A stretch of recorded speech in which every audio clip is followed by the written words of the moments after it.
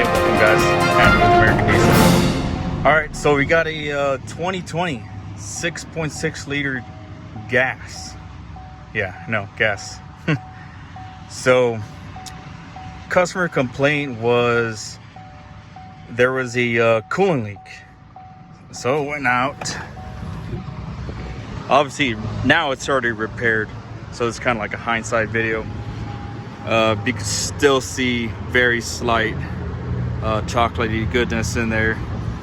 I flushed it out as best I could. Obviously the customer is gonna have to come back and we're gonna have to flush it out one more time. I already flushed it out 3 times, cleaned everything out. I already got a new, well, let's not give that away. So now that we know what the complaint is, let's come back. So whenever I seen that there was oil in the coolant. Pulled the dipstick, got it out, seen there was absolutely no oil in the dipstick. So that pretty much told me that that's a legitimate claim. The oil is somehow making it into the coolant system.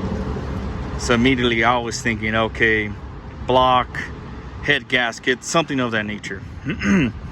So I was thinking about worst case scenario. So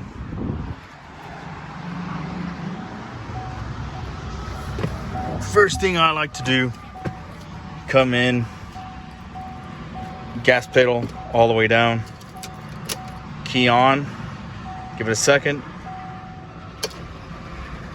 and then I'm just listening to the cranking cadence. Okay, I don't know if you picked that up, but it was pretty smooth. So usually anytime I'm doubting myself, I do a relative compression, so you can kind of see that relatively to each other, the cranking cadence that I was listening to and what I'm seeing here on my oscilloscope, there's pretty much matching. They're pretty much all even. So that was gearing me more towards away from like head gasket issue. So I was thinking maybe cracked block, something of that. And I made sure that it wasn't, combustion gases entering into the system. So I used my tester, which obviously it doesn't have any fluid right now because the work's already done. So all you have to do is get that zoomed in. So all you have to do is fill this up to here with the blue fluid and combustion leak detector. And then all you have to do is just press on this plunger and you can kind of see the bubbles of the remnants of the fluid that was in there. All you have to do is let it get hot, let it get to an idle, and just do that. And then all you're trying to see is just a color change. If there is no color change, that's pretty much just veering away from a combustion leak. So once I was armed with that knowledge, then I was kind of seeing like, okay, so it's not misfiring.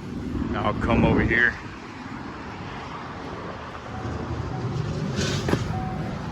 Because usually with coolant that's making its way,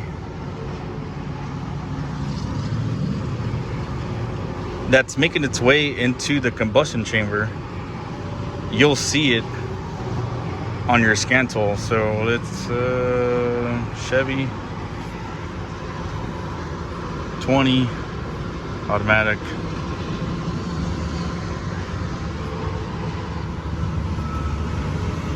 So like I said, 2020 V8 L8T is the RPO on it, 120,000 miles. It's okay. So went to the engine and data display, and then I went under misfire data just to see if there was, because if there was coolant making it into the combustion chamber, you'll see a steady misfire upon startup. Obviously you'll only see it after like a long cold soak. So when I was looking at here, I was seeing zeros, I was like, okay, so then that's not it either.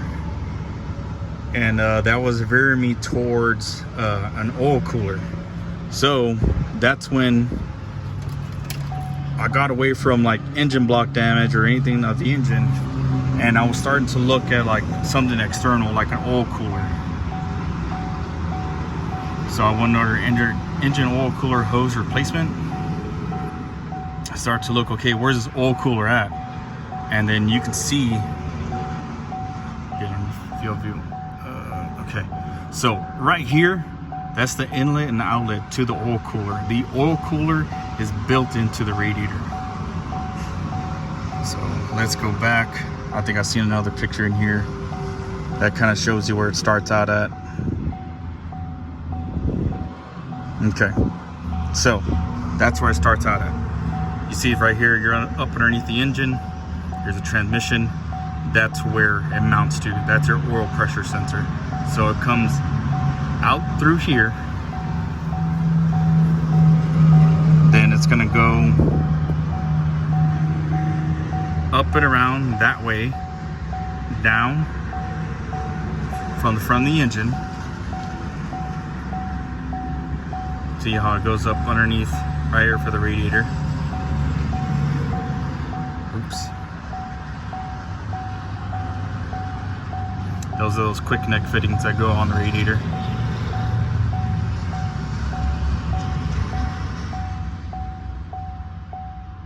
And like I said, that's what led me back to this right here. So I was like, okay, so what I did is I undid these two fittings, and then I pressure tested the coolant system. So when I did that, nothing came out. And I was like, at that point, I'm like, what am I missing? What exactly am I missing? And so what I did is I undid the cap, pressure tested it again, and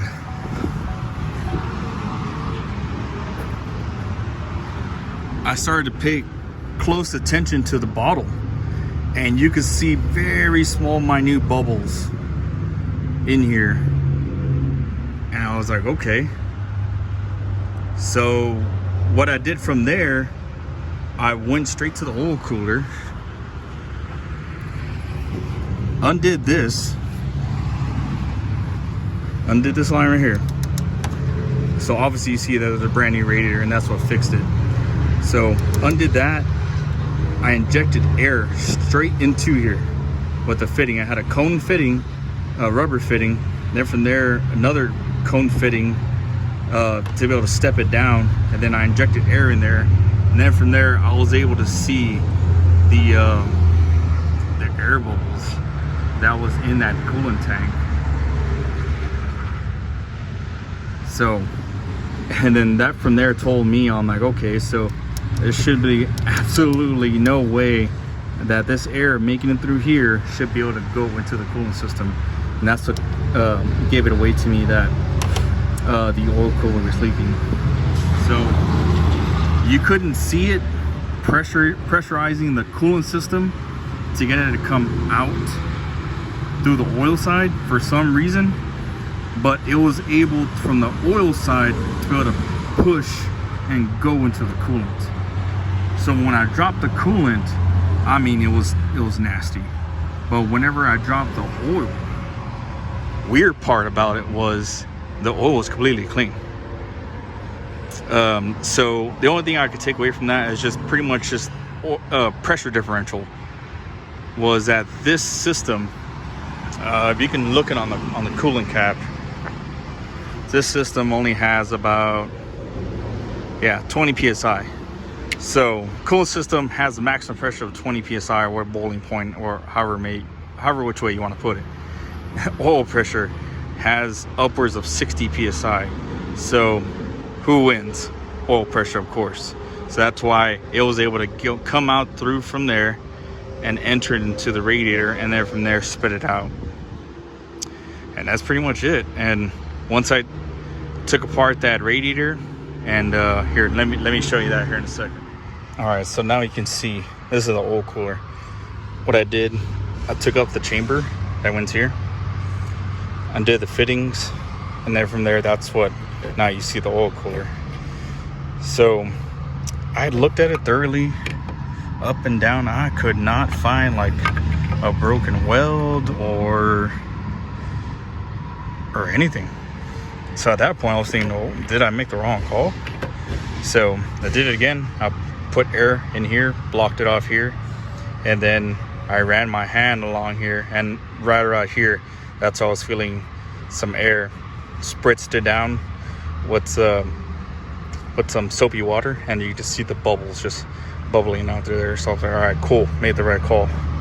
And yeah, honestly, didn't have to do this, but it was for my own satisfaction, just to know, like, okay, this vehicle leaves out, it's like 1000% golden, you know, nothing wrong with it. And yeah, that's pretty much it. So yeah, guys, I mean, let me know how I did. Let me know what you would have done. And yeah, don't forget to like, comment, subscribe, and catch you on the next one.